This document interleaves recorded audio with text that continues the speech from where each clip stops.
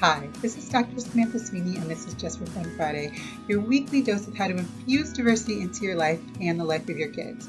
I can't wait to tell you about this week's item because it's a little bit different from something that we've done before. It's a movie, but it's not a typical Hollywood, flick. It's not a Disney movie. It's not a Pixar movie. It is animated, but it's a Japanese animated film, and it's called My Neighbor Totoro. And it's super adorable and it's really fun. I can't wait to tell you about it. I thought for a minute that it was Totoro, but that's not right. It is Totoro, My Neighbor Totoro. And it's a super cute movie, so I'm going to tell you a little bit more about it. So this movie, just to talk about the age range, I would say that this movie is probably good for ages maybe five-ish and up. There are some kind of parts of it that might be a little bit scary for kids who are little, especially like Totoro himself is kind of like this big, like kind of animal-like figure. So if your child gets scared of things like that, then you may want to check it out beforehand and see if they would be scared. The thing that I think helps is that the little kids in the movie, there are two little girls in the movie. I want to tell you more about them. They aren't scared of Totoro. They find him wonderful and helpful and all that kind of thing. So that really helps in making him less scary. But some kids get scared anyway, so you can check out the film beforehand. So five is probably a good kind of starting point. So what is this movie about? To tell you a little bit about it. So like I said, it's a Japanese animated film, and it's about these two little girls who travel with their dad from the city to the country to be a little bit closer to their mom. Their mom is sick. She's in the hospital, and they want to be a little bit closer to her. So they travel to a new house in a new town in a very different setting from what they're used to. The thing that's really cool about this, the themes that are around this are, very true to childhood in general, right? It's not just about Japanese childhood, although that's a part of it. It's about kids. So they're moving to a new town. They have to adjust to new friends. They have to adjust to a new house. They have to adjust to kind of getting to know their surroundings. It's also a lot about family and the love between different family members. So the love between, these two sisters, they're super, super close, and then watching their relationship is really adorable. And then the love between them and their father, the love between them and their mother.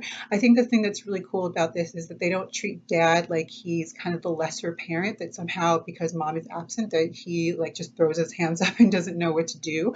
Of course, I think they show that there's challenges that are associated with being dad on his own as opposed to with, his usual partner, but they don't make it seem as if he doesn't know what he's doing, which I think is a actually really important message to give to children and to give to anybody. So the movie is really sweet in that it's really about childhood, but they also show some themes of, Japanese culture. So we get to see the typical like lunch that they eat, for example, or the clothes that they wear, or the houses that, they live in, and how those might be different from what, say, I would be used to here in America.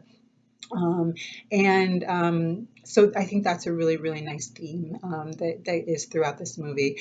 So on all of our Just for Fun items, we rate them on a scale of 0 to 5 for their ability to kind of spark conversation and to have conversations about diversity. And I would give this one a 4, just because it is so kind of universal to childhood, that it's just so much about what it's like to be a kid and the different things that, kids encounter just in being children and going through something that might be hard for them.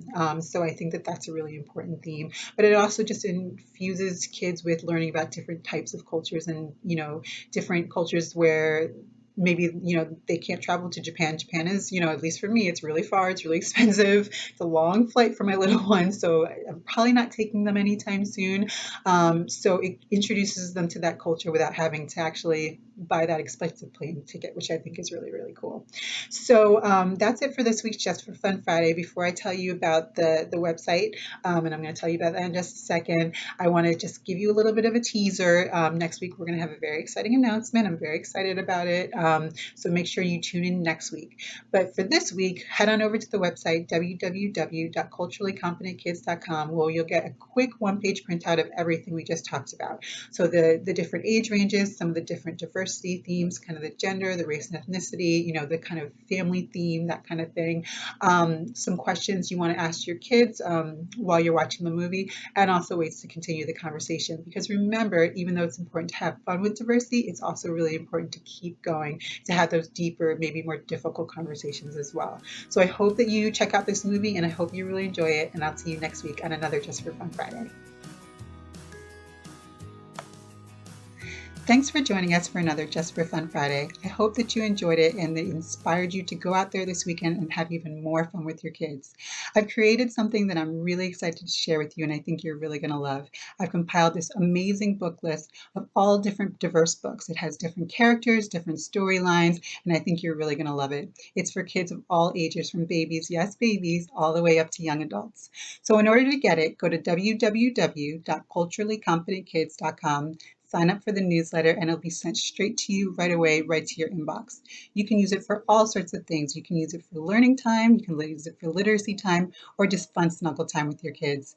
So sign up, enjoy it, and I'll see you next week for another Just for Fun Friday.